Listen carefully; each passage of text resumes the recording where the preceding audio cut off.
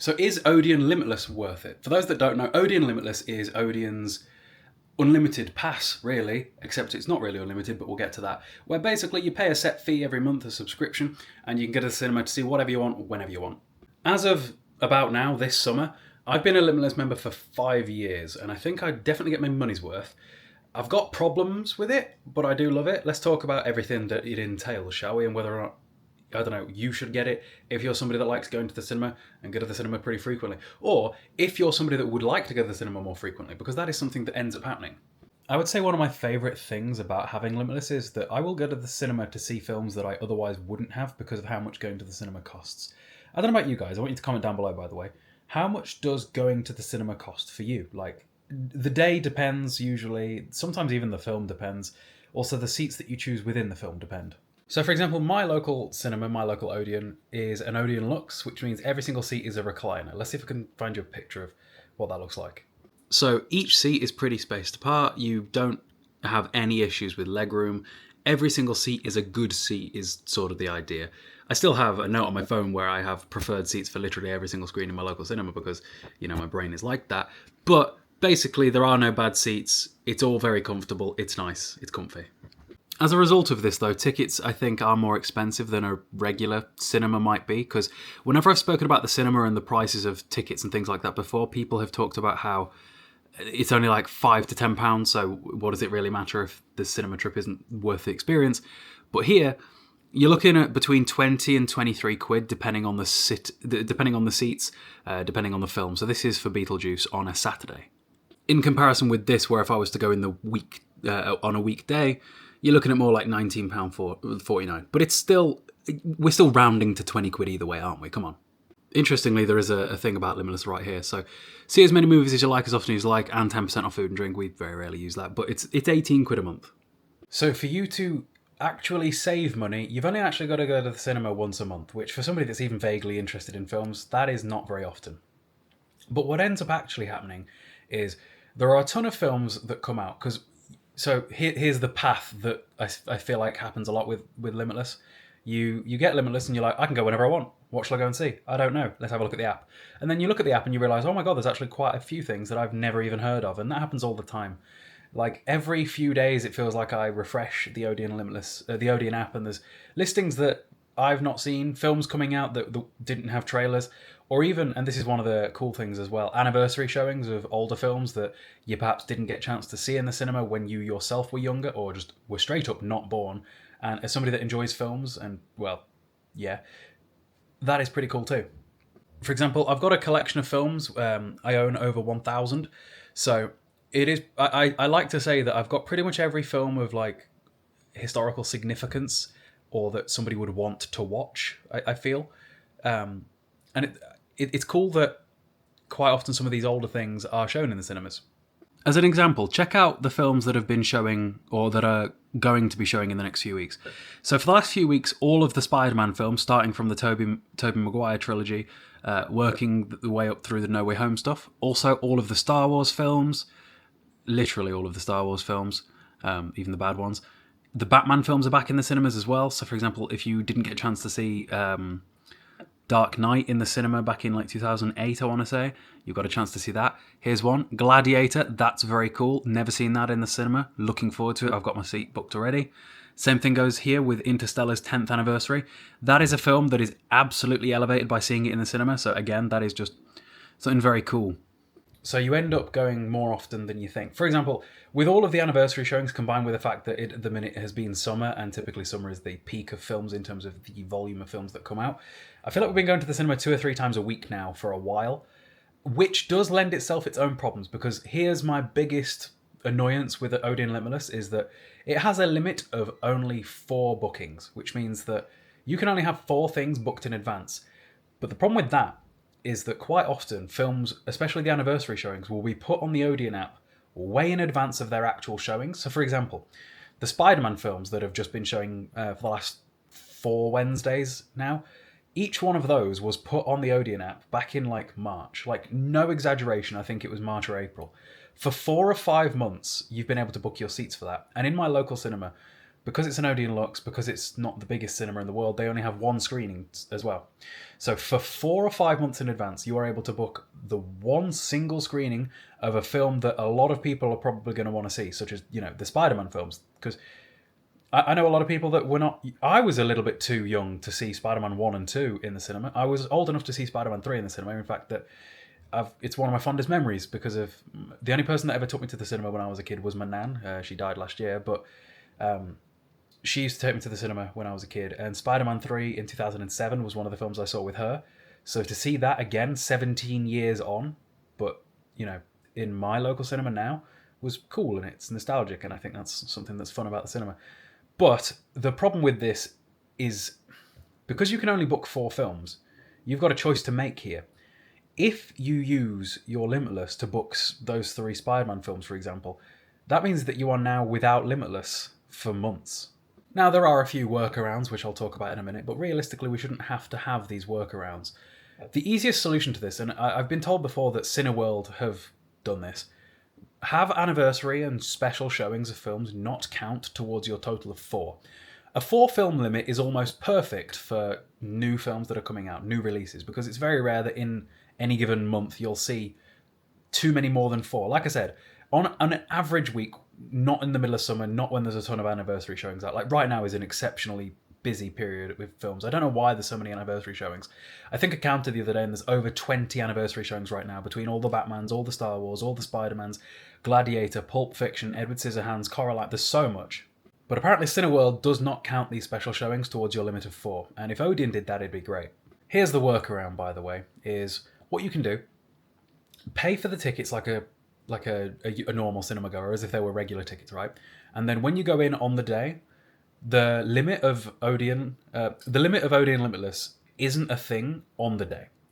You can book as many tickets for today as you want, provided they don't cross over in terms of show times. So say, for example, you want to spend the next 8 hours in the cinema. You could.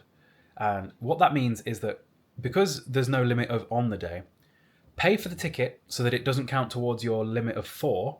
And then when you walk into the cinema to see the film months down the line when it's finally actually out, have them refund you the ticket right there and then and limitless it for you. Because they will, it doesn't count against your limit, and you get your money back and you get to sit where you want without worry. Alternatively, and some people do this, but I think if you're somebody that's really passionate about the cinema, you probably won't, is you could just chance it. And I wouldn't recommend chancing it because you probably won't get in at all. For example, I think every single one of these Spider-Man films has been fully booked now for literally months. You can't... Say, for example, this is interesting, right? They are showing trailers for the Spider-Man films right now. There's like a special trailer announcing the fact that all the Spider-Man films are back in the cinemas. But in the time that trailer has been showing at my local cinema, it wouldn't have mattered because by the time it was showing, the tickets had been up for sale long enough that you ain't getting a seat if you just walk in or even book today. You're just not. Apparently some people have got cinemas where there is so many showings that things don't book out, in which case you're very lucky because, again, each one of these Spider-Man films and all these anniversary showings are only getting one showing in one day in one screen.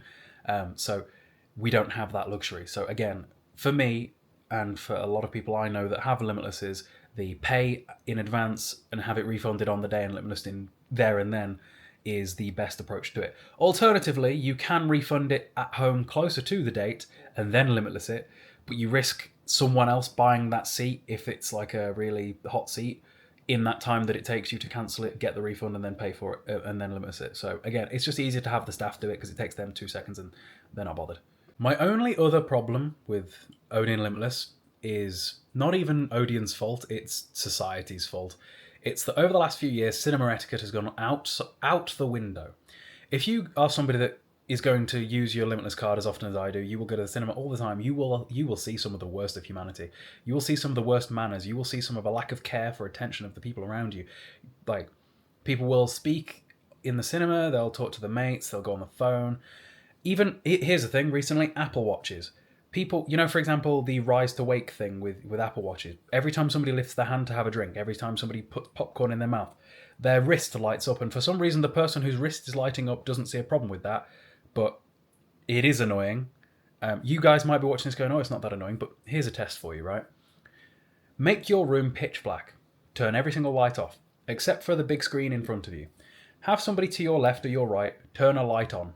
Doesn't matter if it's quite dim, you will see it. It is distracting. The whole point of going to the cinema is to be immersed in the experience. It is to have an experience that you can't have at home. And to be real with you, I've got a pretty big TV. My TV is a 77-inch 4K OLED. Like, I can pretty closely mimic a cinema in my house. Like, the sofa that I'm sat on converts into a bed, so it's comfy. I have spotlights similar to how a cinema would. I could have the cinema experience at home, but it's still not the same as going to the cinema. And I am baffled, just absolutely baffled by the amount of people that misbehave in the cinema that I see on a weekly basis, especially considering the amount of money that they have spent to be in there. Because presumably these people are not people with Limitlesses, although we'll get to that one. Some people might know the story I'm going to tell there. It's going to make me sound a bit evil, but we'll get there. Also, if you guys have made this far into the video and you haven't already, I know it's a bit different than my normal gaming stuff and my CEX stuff and my playthroughs and whatever, but do drop me a follow. There'll be 2 videos being posted today, so if you don't like this, maybe you'll like the one later. Or maybe you'll have liked the one that came earlier if this went up second. I've not decided that part yet. But imagine that the person that is barely paying attention to the film because they're on the phone or talking to somebody around them, they've spent 20 quid for their ticket. They've also maybe spent 12 quid on popcorn and drinks. If it is a noodle-haired teenager that thinks they're very, very hard trying to impress their rather young girlfriend before they then, after the film, take a trip to McDonald's in their Corsa, they usually are also paying for her ticket too, in which case now you might be 50 quid into this cinema trip of yours. So at least pay attention to the film, come on. Again, I've been going to the cinema for a long time, pretty frequently, but I've only had the Limitless Pass for 5 years. And etiquette has always been rough in the cinema, but it has definitely gotten worse since lockdown, since we were, since a lot of people spent years that they should have been learning how to behave in public, instead locked in their house, only able to converse through a phone screen. And I think that did damage to people's ability to, behave in public and be polite. Like, for example, whenever I go to CEX, I go to CEX a lot. I will always say thank you, have a nice day. I'm always incredibly polite to people that work in retail because I guarantee you they deal with shitty people all day, every day. I used to work at Tesco for 5 years, so I dealt with shitty people often. Not as often as some people do, because I used to never do any overtime because I hated it. But I don't envy what they have to deal with, and therefore I am exceptionally nice to people that are in jobs where they have to serve the public, because it's not fun. So I don't understand how the public have not learned to behave. It's crazy. I've told this story a million times. Somebody probably even knows what I'm about to say. When I was a kid, or not even a kid, I was probably a teenager, when X-Men Days of Future Past was in cinemas, I went with a friend, and in the row in front of us was this group of men. And they weren't all together, but it was just a row of men, right? And this one guy kept answering his phone, like to have a phone call in the middle of the cinema. The first time he answered his phone, the guy to his right was like, "Mate, what are you doing? Stop it." The second time he answered his phone, because there was a second time, he was like, "Mate, I'm being very serious right now. If you answer that phone again, there's going to be a problem." And at this point, I'm like, yes, that is a valid solution. Words have not achieved the goal that we were after, and therefore now the escalation has to occur. That is apparently not a reasonable thing to expect of people these days, because apparently people think that words have no consequences, so that is a thing. However, on this day, for this man, his words and his actions did in fact have physical consequences, because his third phone call, he answered his phone, and now there was a fight. And this guy stood by his words. He was like, if you go on that phone again, we're going to have a problem, and then they had a fight. And I just remember thinking back then, I was like, I want to be just like him when I grow up. Because the way I see it, right, is I'm always very quick to throw out a shush, and I am mostly polite about it when people are misbehaving in the cinema. I'll be polite the first time anyway, because again, I'm usually pretty polite to people in public. The second time I'm less polite, but first time it'll be polite shush. 99 times out of 100 that I've shushed somebody, and it genuinely might be 100 times over the course of the time that I've been going to the cinema at this point, they comply and shush because they realise that they were doing something wrong. Because you can't be in the cinema and not know that you're not supposed to be on your phone and that you're not supposed to be talking. Every cinema has adverts prior to the start of the film that tell you, get off your phone, finish your conversations. There is posters before you go in that say the same thing. In fact, you would not be whispering to your friend in the cinema, which by the way is still annoying, if you didn't know that to be loud is a problem. You wouldn't have turned your brightness down if you didn't know that going on your phone was a problem. And what is insane is every single time I've ever made a video about this topic, about bad cinema experiences on TikTok, about people being on their phones or talking, the amount of people that truly believe that it is their God-given right because they simply paid for a ticket to be in there to do as they please, to be on their phone or talk, is crazy to me. The amount of people that justify their actions with, I paid to be in there, I can do what I want, as if that's how the world works, and it just isn't, sorry to tell you. Anyway, point is that when I shush somebody in the cinema, the way that I see it, and the reason that I'm not ashamed to do it, is the fact that I feel like everybody else in there was thinking the same thing as me. Because logically, surely they were. The amount of...